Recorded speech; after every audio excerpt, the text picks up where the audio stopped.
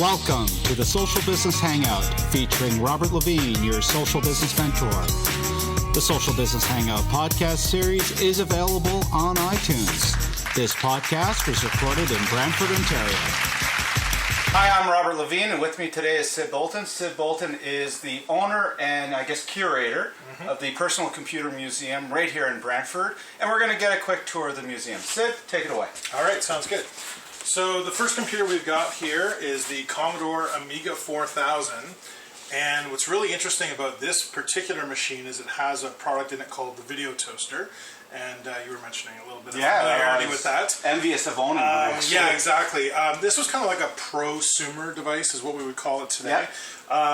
Cost was approximately $10,000 to get into the game, but it replaced a $100,000 television studio. And it was actually used for a lot of productions that, you know, you might be familiar with, such as Home Improvement, if you remember the show Home Improvement with Tool Time Tim.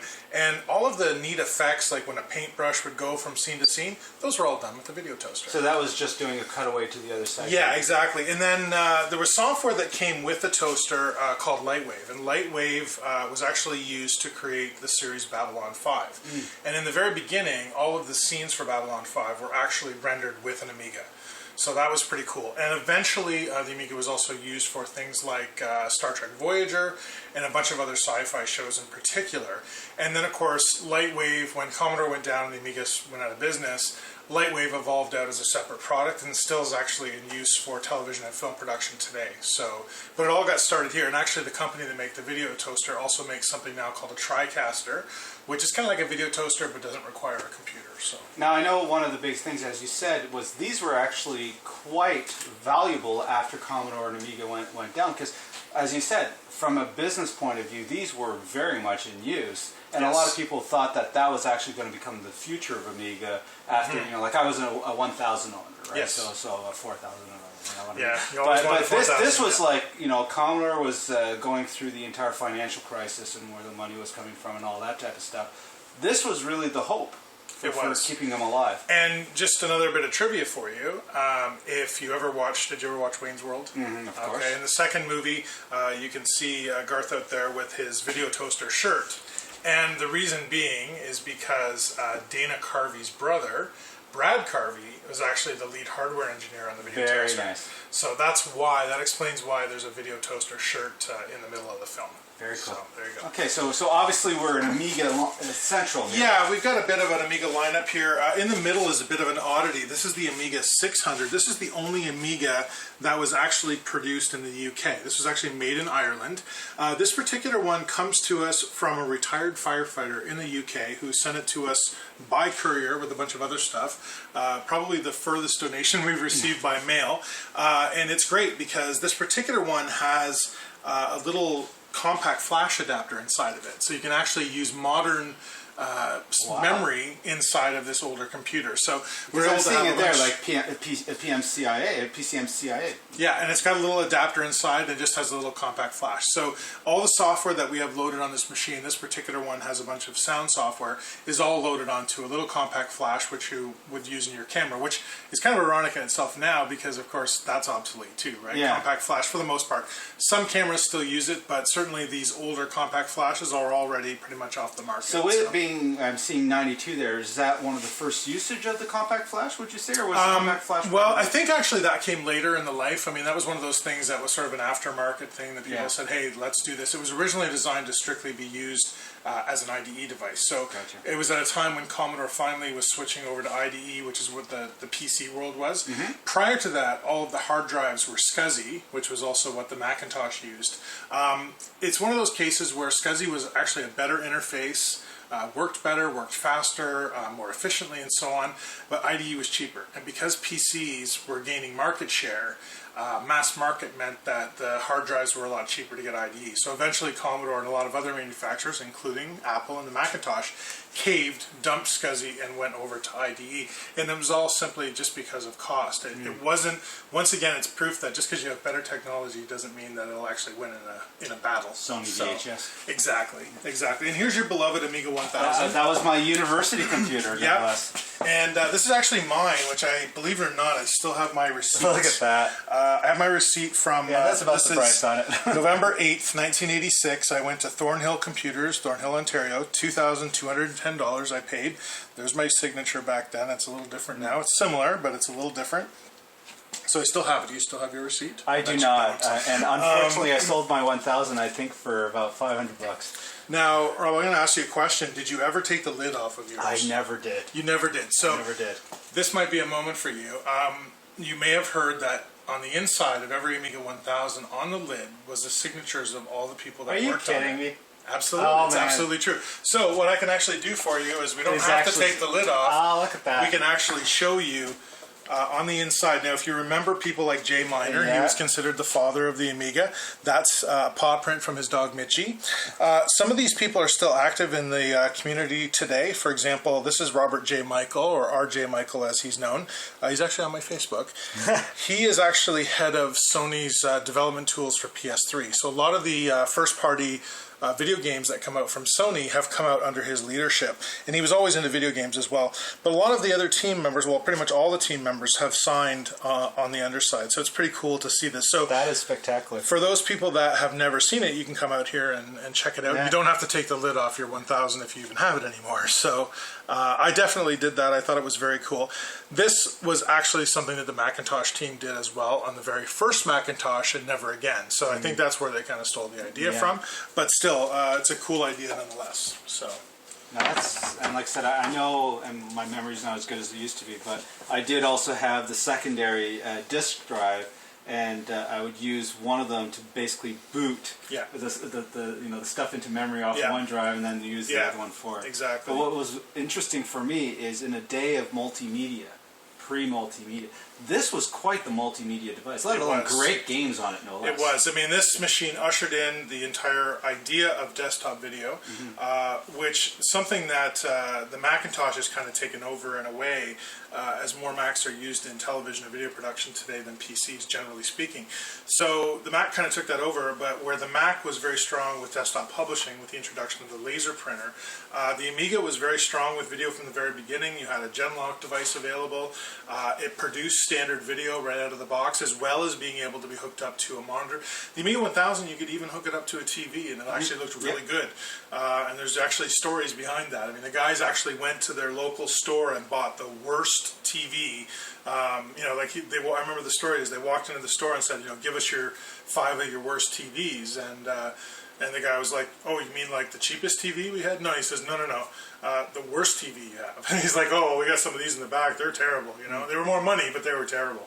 So, and they made sure that it was legible and usable on a television set, even though the majority of the people never did hook it up that way. But they were thinking games in one sense and video in the others. Well, I know for the longest time, I actually, for a while, had my VHS plugged into some of these monitors for that very reason. Same thing with the Commodore 64 monitor. Oh, yeah, those monitors are absolutely great, and we actually have them hooked up to lots of other computers here. But a little bit sacrilege to have Commodore hooked up to Atari and other things, but they were a universal monitor. They were absolutely great monitors. So yeah, you couldn't help it. The PET. This is the very first PET. Now there's a lot of PET models that came out. We sort of have the beginning of the PET, and then we have the pinnacle, the super PET. But this is the original PET, and you may look at the keyboard and think, wow, that's an incredibly strange keyboard. It's rectangular with a rectangular numeric keypad on the side. The reason for that is that Commodore used to do two things. They used to make calculators, and they also used to make filing cabinets. And so those two things sort of came into play with the PET. So the owner of the company said, well, you know what, we've got all these calculator keys, let's use them up. So that's why these are basically calculator keys. Yeah. So that's the first thing. The second thing was, the original design of the PET was for a plastic computer. But they were like, you know what, we have all the stuff to do metal machining for our filing cabinets. We want to be able to make these in-house. So make it metal. So it actually worked out to their advantage, because back when this machine first came out, there were no FCC regulations. So, for example, what happened to Radio Shack with their very first TRS-80 model was it was made with plastic, had no shielding on the inside, and so when the FCC rules finally came down, that machine actually had to be pulled from the market because it emitted too much noise interference. So you're saying that, because I did actually have the Coco 1, or I guess just Coco at the time. Now the Coco was later. I'm talking about the first TRS-80. You're talking the original. Yeah, before that was not color. Gotcha. So that was like 77. Gotcha. So much older. This one was okay because the metal housing actually acted as a shield Gotcha. that would absorb all the electrical interference and also keep any external interference from coming in. So that's why they were lucky in that respect with the PET.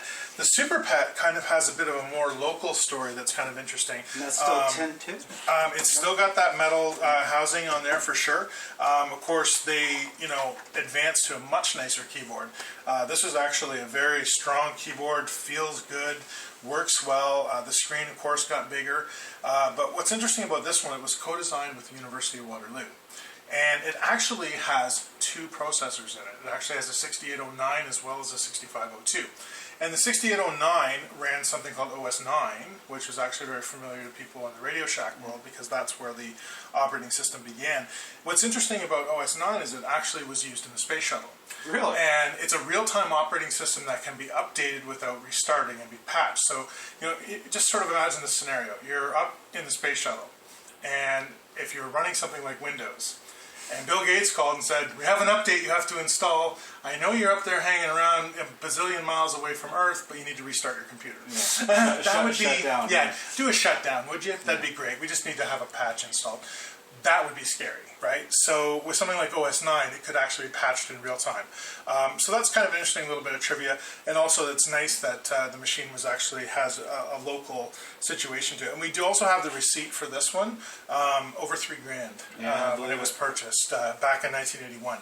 And the original owner still comes and visits it usually once a month and says hello to it. So that's kind of nice. But we have it hooked up to a dual disk drive there. And this was very popular in schools. And certainly the PETs for me was one of the first computers that I really spent time with. So I love playing around with the PETs. And we actually have some newer hardware that lets us put software onto like an SD card and actually boot up all the software without messing around with audio tapes and stuff like that. Because as you can see, this original PET actually used cassette tape, that standard audio cassette tape, to record its programs. And when people say, well, what did it sound like? If you've ever picked up the phone during a fax machine, that's kind of the same thing, which is basically the conversion of digital to analog sounds. So, and same thing with the TRS-80 was all a lot of it was cassette, absolutely. This is the Texas Instruments TI-99-4A. Has a long name, but a lot of people just called it the TI. Actually, the TI did fairly well for its time. It had a good BASIC.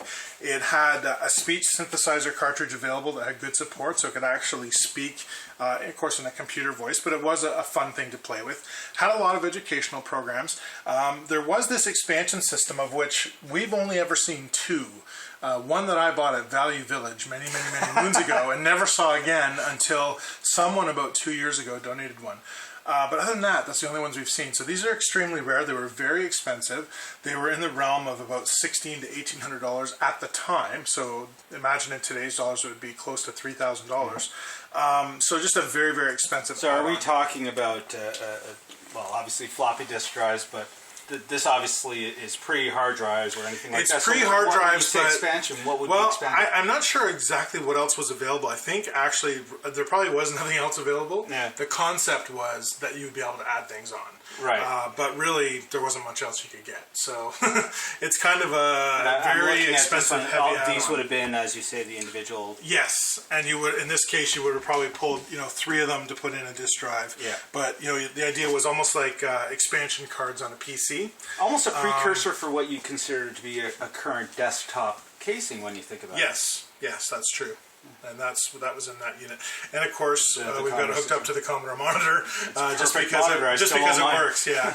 Now this machine's really cool. This is the Next. This is actually the Next Cube, which there's various models of the Next, but this is actually this is what Steve Jobs did when he left Apple, or when he was kicked out of Apple many moons ago, and he worked on this design. And it's kind of interesting. A lot of what he did here went to live on in the Macintosh of today. And in fact, there's a little bit of this machine in every Macintosh today because, first of all, before we went wireless, he came up with the concept of having the keyboard and the mouse plugged in together. Daisy chained through. Right, exactly. And that, of course, made its way to the Macintosh line later on.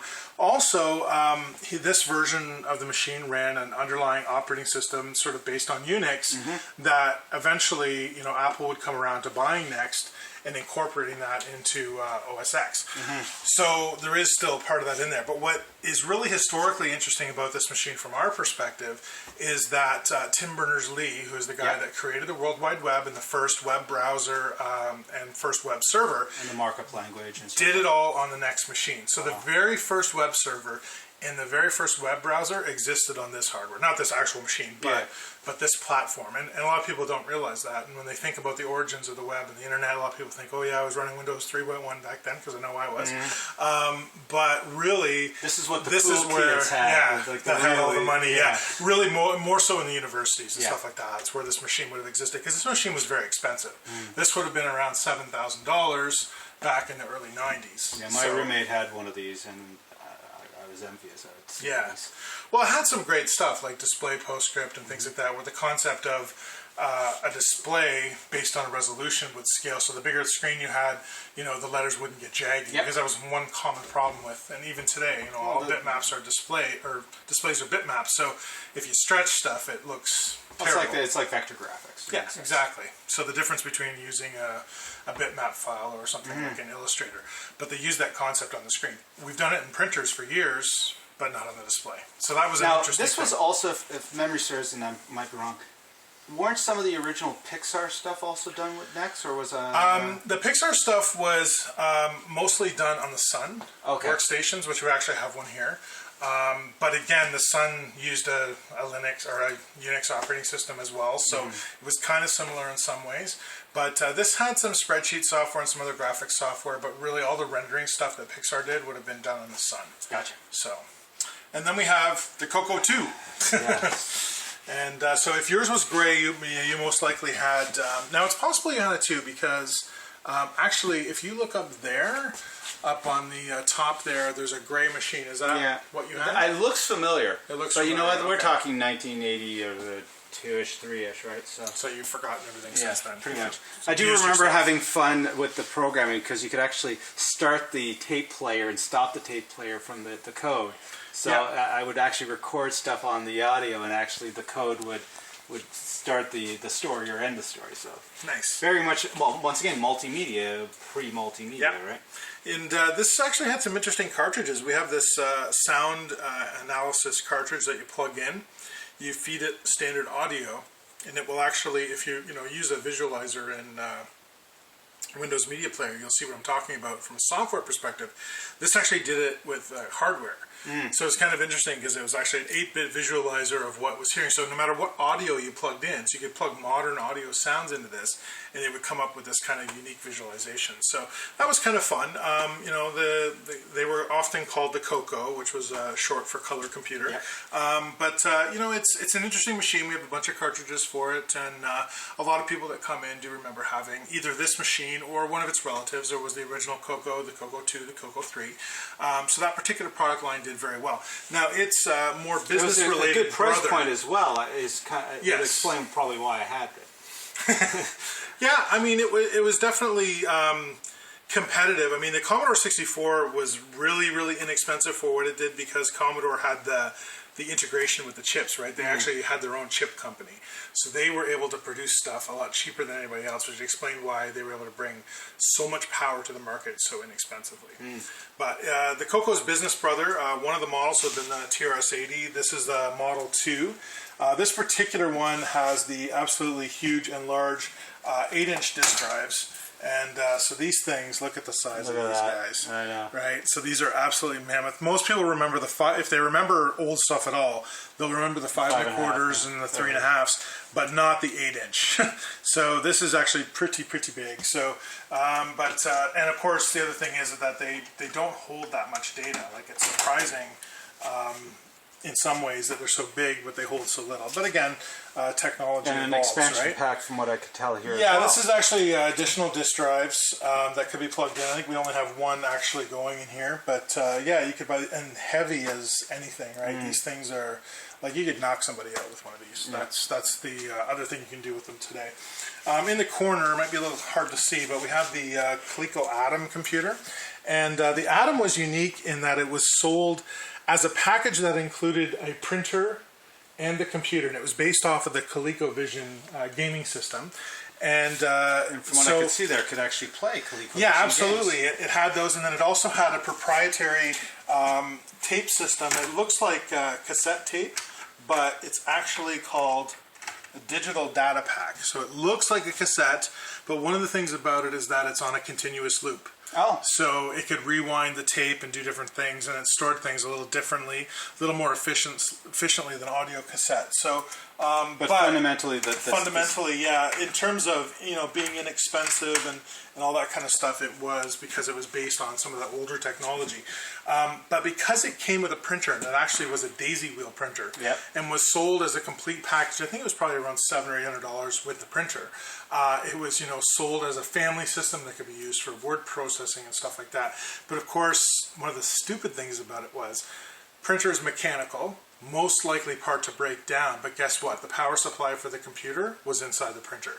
So you had to have the printer plugged in order for it to work, which is why we have that situation here. That's why we have it in the corner. Purely just it's banished to the corner because we don't really care about the printer so much. It's just in the corner acting as the power brick. And for those that don't remember the daisy wheel, if you wanted a different font set, you'd actually have to pull off the actual ball, which was about the size of a golf ball, if I remember correctly. Roughly, yeah. And basically, so a daisy wheel is really like a typewriter. It's like an automated typewriter. So what it would literally do is it would strike the page, and that wheel would actually contain the fonts and the letters. So the downside is you couldn't do any kind of bitmap graphics. So if you wanted to create a nice birthday card for mom or something like that with the old print shop, if you remember print shop, you couldn't do it with that. You could strictly do that. But did it produce fantastic looking documents? It was hard impact. Beautiful, yeah. And it had basically the beauty and crispness of a typewriter. Very much so. Whereas everyone else who was using 9-pin printers, you had the very, very crude printing at the time. So it has its pluses and minuses. And it was quieter too, if I remember correctly. You didn't have that. It was more of a tuck, tuck, tuck, tuck, tuck. Like it sounded like a typewriter. And it was also quieter because it would take less time to produce the same amount of stuff because the letters were already formed. Yeah. So it could print a whole line a little bit quicker than having to hammer each of the dots in. So anyway, it didn't do that well. No, but I'd never known about it. But it actually has a really, really strong following. In fact, there's an Atom users group that gets together every year, and they still sell stuff, swap stuff, and it was actually used by H&R Block. There's a little bit of trivia for you. Up until less than 10 years ago, they actually bought up every single supply, every eBay auction they could find of equipment. Because their software was coded for it, and so it took them a long time to invest the money into moving on to more modern systems. So a whole generation of taxes were done on the Atom. Yeah. So if you ever had your tax done there years ago, it was done with one of those machines. And it sounds to me like when they weren't doing taxes, they'd be playing ColecoVision games. Exactly. Donkey Kong was right in there. One of the best conversions there is. Next up, we have the Commodore. This is a B-series computer. It's a B128. Interesting change for Commodore. This is kind of a combination of a PET and a Commodore 64 together. And what's interesting from a design perspective, we talked earlier about the metal in the original PETs and so on. Commodore now had money and had the ability to do other things other than make stuff from what they already had. This design was actually done by a Porsche designer. Really? Yeah. So you can see it actually looks kind of futuristic. It has a nice rounded corners, and it just has a really nice look. It did things like took the grill here for the vents to let the heat out, and made it more of a design element rather than just strictly functional. Yeah. Which is of course something Apple is very good at doing. Very much so. And so this was for the time quite an amazing looking machine. Didn't sell. Because was it a business machine? Was it a home machine? It never really found its niche, and therefore, it was an 80-column computer, and it had the best sound chip on the market. It had the Commodore 64 sound chip, and it was kind of like, okay. It didn't know where to. Sometimes the hybrids don't have. Yeah, and it just never found an audience. Maybe now we can talk a little bit about what we see up here. This is our software library, and we can actually fill this at least 3 or 4 times now. We were talking off camera about how the walls actually evolved over the years. It started out just as 2 rows. Because as you say, you don't need more than 640K. Right, exactly. So we thought, we'll never need more than 2 rows. Part of it was that's all we had. It was my private collection that started this place. And so I had everything I possibly had, and I put it out. And we've had 2 rows plus the top acted as a 3rd shelf. Then we added 3 more shelves. Then we added the top 2 shelves. And then we have stuff on top of the top two shelves as well. We can't really go any higher because we do use the top area as a screen for projection. So we can't do that, but we definitely have been pulling out stuff. Like at one point we were just finding stuff to fill the wall. Now you're selective. And now we're being selective and putting mostly programs that people remember. So we're starting to pull stuff that's not quite as good out and replacing it with higher quality items that people Because you remember. actually have people that can come in here and play a lot of these games as well. Yeah, when we're open on our Saturday open houses, all the machines are lit up. All these machines that we're talking about right here, they're all interactive. They all work. And so we let people come and play with them. And if someone wants to play a game and it's not too hard to get to it, we'll bring it down. A lot of times we have choices already on there for them to play. Sometimes, like with this next computer we're going to talk about, the VIC-20, we have something in here called a multi-cart, which it's great for a museum like us because it's a single cartridge that plugs into the back, and it has every single VIC-20 cartridge ever made. Gotcha. We have a whole wall of them over here. For display purposes. They're all, right, and they're all available on the cartridge. So if you say, hey, I want to play Gorf, or I want to play Omega Race, or I remember this, or I remember that, you can select them all from the menu. And the nice thing for us is that there's no wear and tear on the cartridge port. It's good for the machine because it has a built-in reset button. So when you're done playing game A, press the reset, select the next game, you're on to game B, no problem. You don't even have to power it down. So this is very much like a lot of the emulators that we have out there, where you have the software that the emulator runs, but in this case there's no emulator. It's the real hardware, which really does make a difference because not only are you playing on the real hardware, but you're also using the real controllers. I mean, emulators are fine for PCs, but then when it comes to using controllers, you're already always stuck with using, modern controllers. Now, if I'm not mistaken, and tell me if I'm wrong here, a bit of a historical element on this one as well. You actually did a little bit of social media with this one. Yeah, absolutely. This actual VIC-20 here is the oldest computer to go on Twitter. This is actually the software that I wrote. I put it on cassette just to make it seem even worse than it was. I actually wrote the code on this computer as well. I took this computer out of the museum. If I take this off here, this machine is in absolutely pristine condition for its age. This is a 1981 computer. The casing is nice, it's clean, it's just wonderful. I took this machine downstairs in my home and I programmed the code for what I call TweetVer, which is a client for Twitter. Ended up having to get a special API key from the folks at Twitter because of the authentication methods can't be done on a VIC-20 just because of its age. But otherwise, you put in your username and password. I had to code in functions for the password because the input routines that are built into BASIC, of course, there's no, hide your password or anything like that, right? It's like if you ask for input, it says, whatever you type gets shown on the screen. So I had to write my own routine to do all that so that when you're typing in your password, you only see stars. And like the original Twitter stuff that was on the web, as you're typing, it shows you how many characters you have left on the bottom. And when you get down to 20 characters or less, that turns red to let you know that you're running out of space. And it works. We've had a number of people. We occasionally set it up on Saturdays so people can come in and actually tweet from it themselves. So we do that every once in a while. We'll probably do that again. Maybe we'll do it in February to celebrate the anniversary of us sending the tweets. So when you reached out to Twitter and told them that you were planning on doing this, their reaction must have been... we never got any kind of public reaction from them. Interesting. And as far as I know, and looking at, there have been a few people that have asked about, the older computers. It's kind of interesting. There was a museum in the UK, a computer museum in the UK, that actually had one of their old computers go on Twitter as well. And but ours is still the oldest. Like that computer was 2 years newer than ours.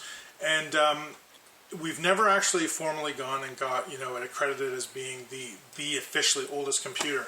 But we have plans to do so, and actually we've got some surprises coming up in terms of Twitter and the rest of the computers in the museum. So stay tuned for information on that, and should be kind of interesting. But for right now, this is the machine, and the one and only machine. We had a plan to release the software publicly, and I don't know what happened. Life just happened, and I just didn't get it cleaned up enough to share it. It's honestly one of those things. I sat down and did it, and it was surprising me. So it wasn't done on a dare, or did you just say it's just got to be done? I don't even remember what caused me to do it. I just thought, I was thinking about ways to help promote the museum. I mean, this is what I have to do. We have zero budget, and I was thinking, wouldn't it be really cool if I took, what I would probably consider the worst computer possible, to go on Twitter and do it in as little memory as the VIC has. And since I used to program on the VIC-20, I was familiar with the hardware and the platform. In fact, the only thing I ever had to look up, other than writing the communications routine, which I had to look up in the manual how that worked, but other than that, the only thing I had to look up was an ASCII to PETSCII chart, which I used Google for, because the Commodore doesn't use standard ASCII. So when I actually transmitted the first tweet, it actually came out, uppercase letters were lowercase and vice versa. And so it actually came out when I was testing it came out backwards, and I was like, why is it backwards? And I was like, oh yes, PETSCII. PETSCII's messed up. And then I couldn't remember what the offset was, so I could take, because what the VIC does is it actually takes a few seconds when you press the return key, and what it's doing in that time is actually flipping it to standard ASCII before it sends it on.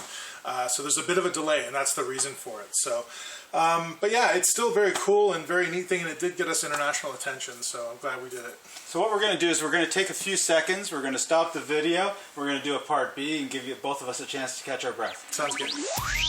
Welcome to the Social Business Hangout, featuring Robert Levine, your social business mentor. The Social Business Hangout podcast series is available on iTunes. This podcast was recorded in Brantford, Ontario. Welcome everybody, this is the Social Business Hangout. My name is Robert Levine, and you can reach me at socialbusinessmentor.com.